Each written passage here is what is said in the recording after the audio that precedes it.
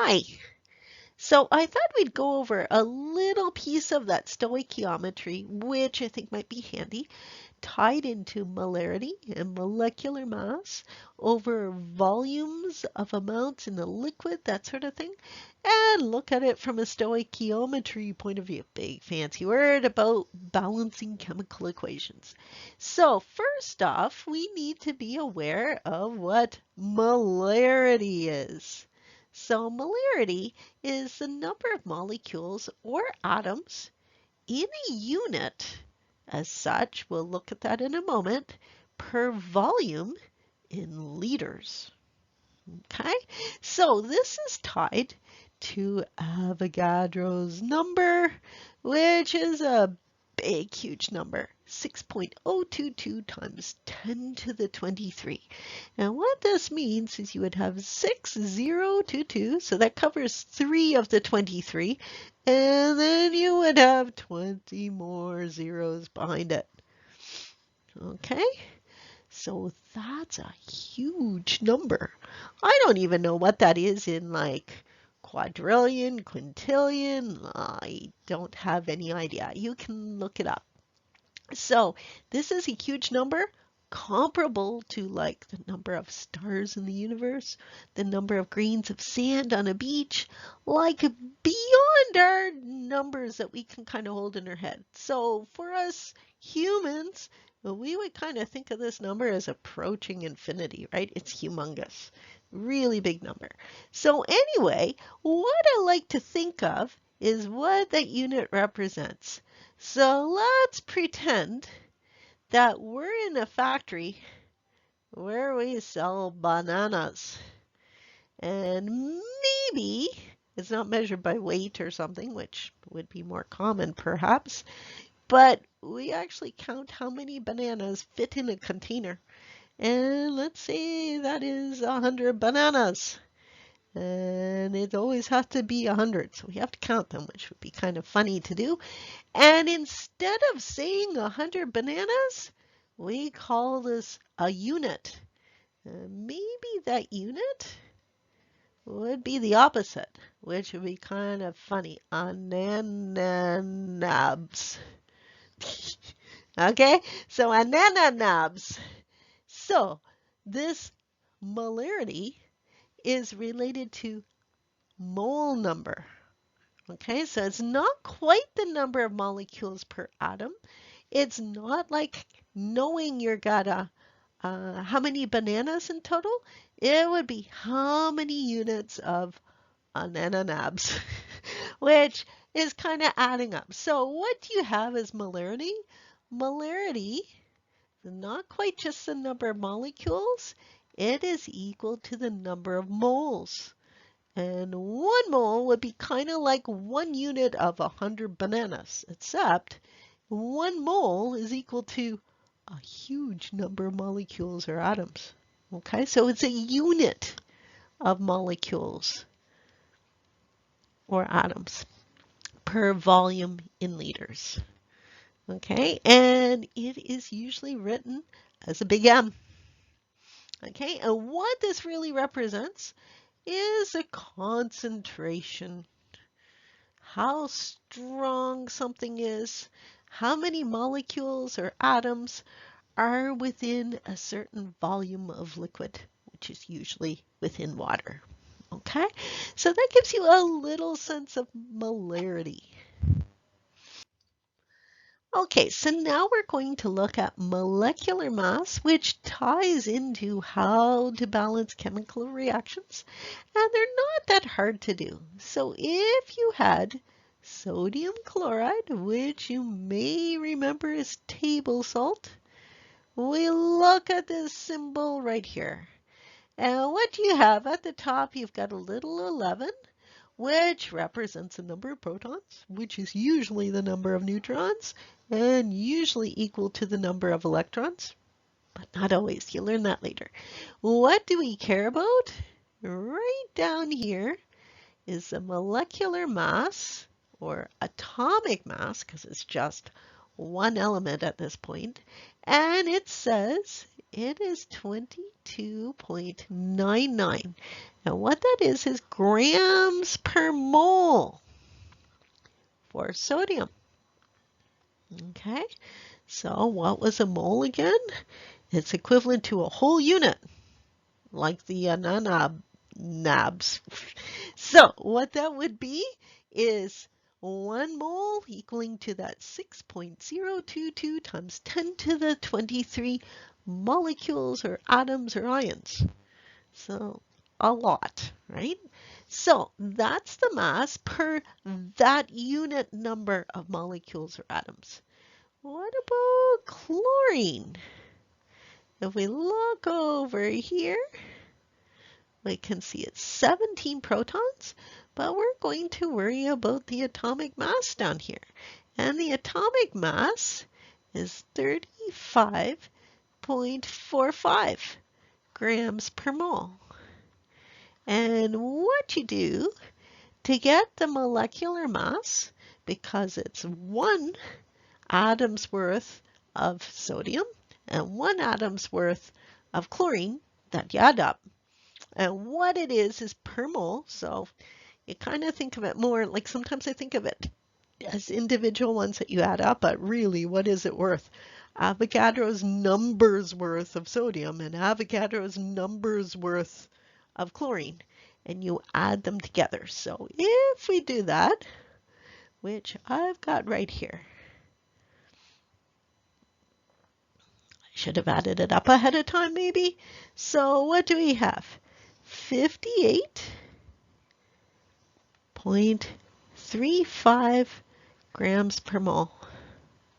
So that would be the molecular mass of sodium chloride. Okay, now if we look, this is sulfuric acid, we do a similar thing. So hydrogen, what is the molecular mass of hydrogen? It's actually 1.00794. They've rounded it to the 0.008. This is the way I memorized it a long time ago. Grams per mole, but there's 2 hydrogens. So you multiply by 2. And then we look at sulfur. What does sulfur have? 32.06, I think is what it's saying. 08, maybe. You can correct me on that. 32.06. Come on.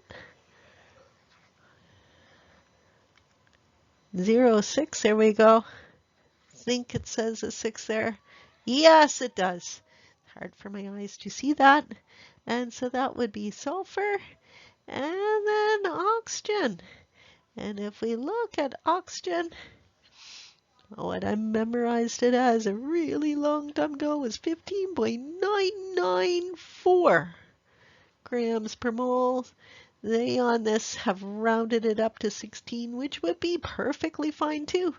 But see, there's 4 of them. So you're going to multiply by 4. And then you add this all up. Okay, and what do we get? Well, we need to multiply some of this together. So we end up with 2 for your hydrogen, of course, plus 32.06 plus, I'll put those little brackets in, 15.994 times 4. And hopefully I did that right on the fly. And what we have is 98.052 grams per mole. So this is the start of what you often do. Oh, it doesn't like me writing down here. H2SO4. You start often when you have solids, you have to add up and get molecular mass. Okay? When it's a liquid, we usually don't need to do that. And this one's kind of weird because you'd usually be doing it in liters, so it's kind of silly that I chose this one. But that's how you do this one. So here's a little bit more practice on molecular mass, and we'll just go through this again. One of the things to be aware of, which I kind of pointed out on the last slide, is if it's a liquid, you're probably not doing this. But anyway, we'll just do it from a practice perspective. So this probably is going to be within a liquid as being aqueous. You're probably not doing this, but anyway, we're just practicing our molecular mass at this point. So what do? We have hydrogen. We'll look it up. If we go with what it says here, 1.008, and there's 3 of them, so you multiply by 3 to get 3 point something grams per mole, right? 3.024, I suspect, but you can double check that. And then we have phosphorus, and phosphorus is right over here. So that is 30.97 grams per mole. And then we also have oxygen. And if we go by what oxygen says here, it would be a lovely 16 grams per mole. But there's 4 of them, so you're going to have to multiply by 4. And then you take the sum of all this. And you will get the grams per mole for phosphoric acid. Okay. Normally you're not going to have to do that because it's going to be aqueous as opposed to a solid, but it's just sort of a practice of getting molecular mass. Now, magnesium chloride, I think is a solid. You can look it up and let me know for sure. So if it were a solid, this is definitely what you're going to have to do for calculating with stoichiometry. So let's have a look at it. So magnesium, 24.31 grams per mole. And then chlorine. What do we have here? Chlorine is 35.45 grams per mole. But remember, there's 2 of them. So you need to multiply by 2. And then you add this up. And you get the molecular mass of that molecule. So it's pretty straightforward to do. And you would do lots of practice on this. Okay, and you'd probably take a couple of days getting comfortable with doing this. We are doing stoichiometry now. Fancy word meaning we're going to balance chemical equations. So our first thing we get to do is make sure it's balanced because sometimes it's not. So we look at silver. We have 1 and we have 1. And then nitrate. We could balance the nitrogen separately because we got 1 and 1, and then oxygen we got 3 and 3. But if it's a whole unit and you see it on both sides, you might as well do it that way. And you learn that over time too, so if you need to prove it to yourself, that would be okay. And then sodium, got 1, and sodium is 1. And then chlorine, we have 1. And 1. So it's all balanced. So we're good that way. Now, I discovered I use the eraser. Come on. There we go. It's a little unresponsive, this pen, when I'm doing it in presentation mode somehow or other. But anyway, we get the job done. So now we get to look at the question. And it says we have 0.35 molar of silver nitrate, and it says we have 0.24 molar of sodium chloride with 55 milliliters of it, and it's saying how much volume, liters, milliliters, of sodium nitrate. Now, there's sort of like 1 cup of silver nitrate to 1 cup of sodium chloride. Rough thinking of that. And that's kind of like you need to remember in a cake recipe, you would have to have the exact number of eggs to the exact amount of flour and sugar and that sort of thing. So what we're doing in this case is we need to equal the number of atoms of everything. Okay, so what we're going to do is know that we need the same number of molecules of sodium chloride as we have for silver nitrate. Okay, so we have a concentration of sodium chloride and a volume which can tell us how many moles. So if we write this out, we have 0.24 molar. You might remember what molar means? Moles per liter. And we know the volume.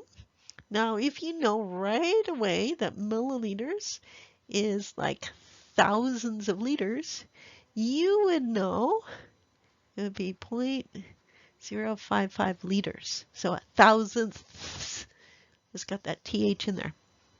If you did not know, you could do 55 milliliters times 1 liter all over 1,000 milliliters. Okay, because 1 liter equals 1,000 milliliters. So it's like multiplying by 1 over 1. Okay, so we have the units figured out because if something's on the top and something's on the bottom, then it cancels out. And you'll do all kinds of this work in a while too. So get very comfortable with canceling out the units.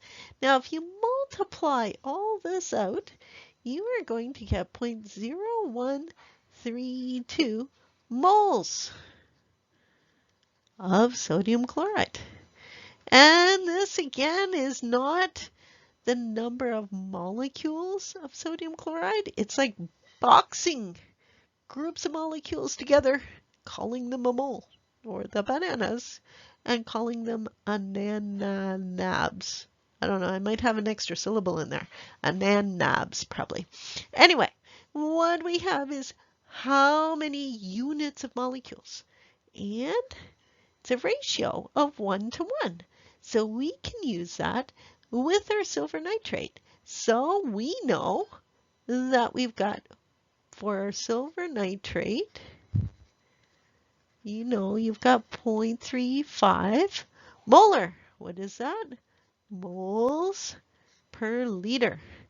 And we need to know how many liters. Oh, I hear a kitty cat. So what if we take 0.0132 moles and then we multiply this, by 1 liter per 0.35 moles. Okay, which we can do because it's like the reverse, right? 0.35 moles per liter. Okay, so it's still again sort of like a 1 over 1 multiplying by. So we end up going 0.0132 divided by 0.35 and we get 0.0377 liters, which over a while you learn that if you move the decimal over 3, you would get I'm flipping that over. Oh yes, I got it. Sorry, had a momentary hiccup. 37.7 milliliters. Okay, so you would need to use 37 milliliters of silver nitrate that has this concentration to mix with 0.24 molar concentration of sodium chloride that you use a volume of 55 mils. Okay, to get the right number of molecules mixing with the same number of molecules of the other. Okay, so that's kind of how this works. And this works because both of these are in a liquid. Okay, they dissolve, so they're aqueous. If they were solids, then we have to go to that molecular mass business that we just did. Okay, I was also going to show you how this lovely unit stuff works out, because this one in particular, we had scratched out milliliters, but look at this, top and bottom again. Liters, liters. Well, what's the unit that is left on top? Moles. So you know you've put it in the right order of what you're multiplying by top and bottom. if the units balance out too. Okay? If the moles were on the bottom, then you know it would be something like 0.24 per mole. What does that mean? 0.24 what?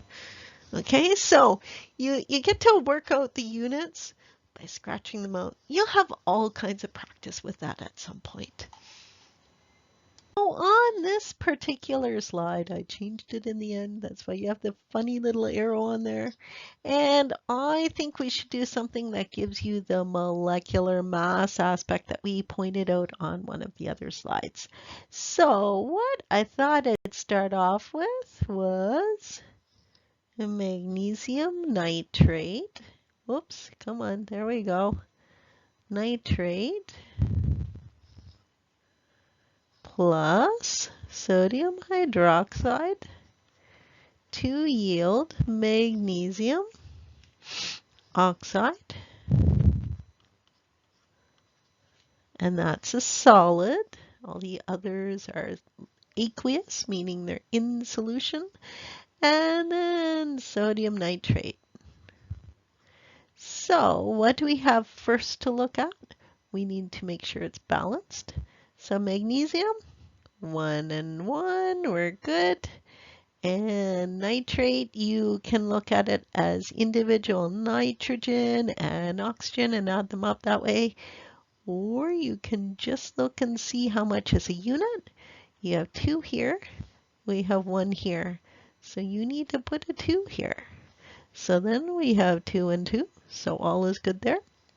Now what else do we have? We have sodium and sodium. Oh, 1 and 2. So we need to put the 2 here to match the sodiums here. 2 and 2, we're good. And our last one is hydroxide. So we have 2 hydroxides because it's 2 whole molecules of sodium hydroxide.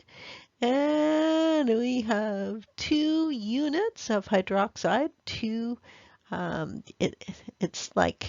It's a negative ion of hydroxide. 2 of them attached to magnesium. So we're good for balancing.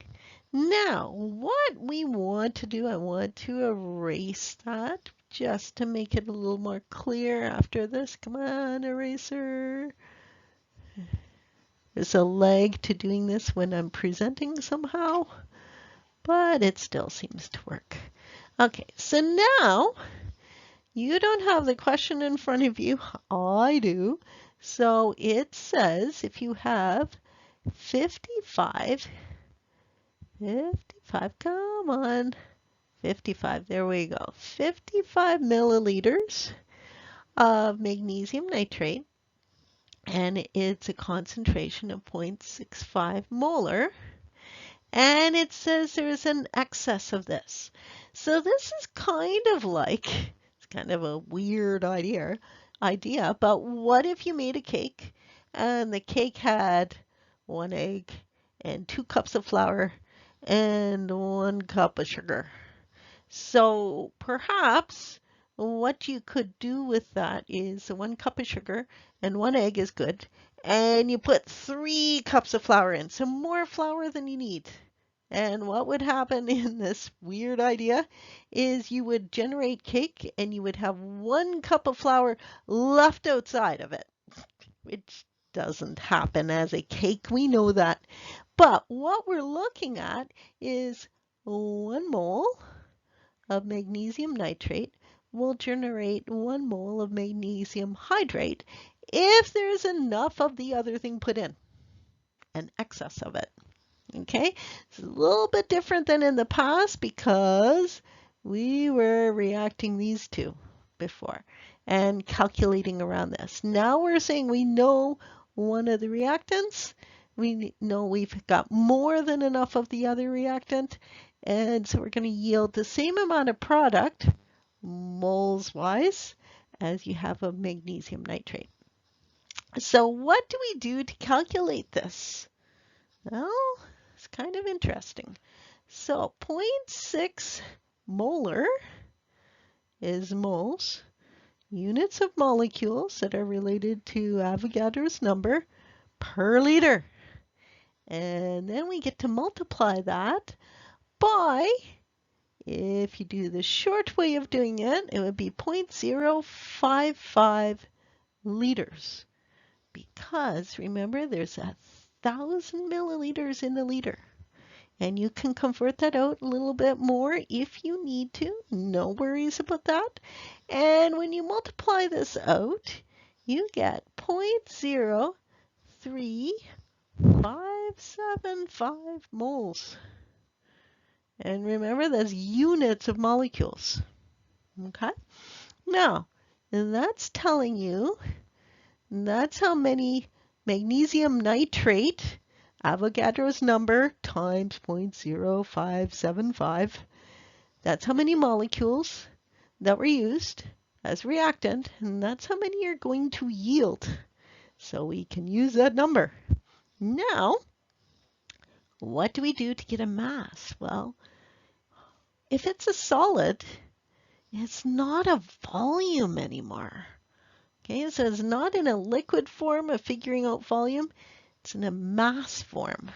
So what do we do with this? We actually take magnesium hydroxide and we need to find the molecular mass. So what do we have? Magnesium, if you look on the periodic table, just like we did in a few other examples, 24.30. If I saw it correctly, it was pretty small numbers. So maybe it's slightly off, so you can double check for me. And what else do we have? We have oxygen, but we got two of them. So oxygen is, you could go 15.99, I think it's 94, or 16 if you want. And there's two of these, so you're going to have to multiply by 2. And then the same with hydrogen, and that is 1.00794. And again, there's two of these, so you have to multiply by 2. So if you add all that up, then you will get the molecular mass. Now, I did not write that down to do it quickly, so I have to do it the other way. Oh well, so we'll do that. Plus, put the little bracket in, times 2, plus, oops, times 2. Oh yes, we're good. Okay, and then the 24.3. So we get, and I remember doing this a moment ago, 58.304 grams per mole. So that's the molecular mass. So we've got all the little atomic masses added together for each one to make the whole molecular mass. And look at this, you've got a mass per mole. And you know how many moles you have. So then we can multiply this out. So what do you have? You got 58.304 grams per mole. If you write it underneath, then you can double check this stuff more. And then you multiply by 0.03575 moles. And top and bottom cancels out. What unit do you have left? Grams. So we should be correct on this. And what do we have as an answer? If I did the calculation correctly, 2.08 grams of magnesium hydroxide. So if you were doing this in a science lab, you might have something like your teacher wants you to use a certain concentration of magnesium nitrate, and maybe you have to calculate knowing another concentration of sodium hydroxide, and it would be 2 times the number of moles that you get for the magnesium nitrate, because it's like 2 cups to 1 cup, right? And so maybe you calculate that and you get to use your 2 liquids, you mix them together, and you would likely get a solid. And this should also be in liquid form as an aqueous. So what you could do in the very end is you'd have a container, a beaker most likely, with a liquid of sodium nitrate, and you would have a solid glob in there of some sort. And that solid glob can be collected and dried out, and then what you get to do is weigh it. And you get to see if you did the experiment well or not, because you would get to compare it to your calculations right here. And then you can see whether your calculations were correct and if what you did in the lab worked really well. Did you dry out your magnesium hydroxide well? Did you collect it all well? Did you put the right amount exactly of how many liters or milliliters you need of your magnesium nitrate and your sodium hydroxide? So those are the types of things that you would get to do in a higher level high school, maybe like grade 12, you might get to do this. This was more things that I got to do in university, just to let you know. So the math I could do probably grade 11, grade 12, but then actually doing it in a lab and comparing it to the math and figuring out errors, all that sort of thing would tend to be a university level, just to let you know. So anyway, I hope this was kind of interesting. This is just getting you to think about these various parts of chemistry. So I hope to see you soon. Take care. Bye.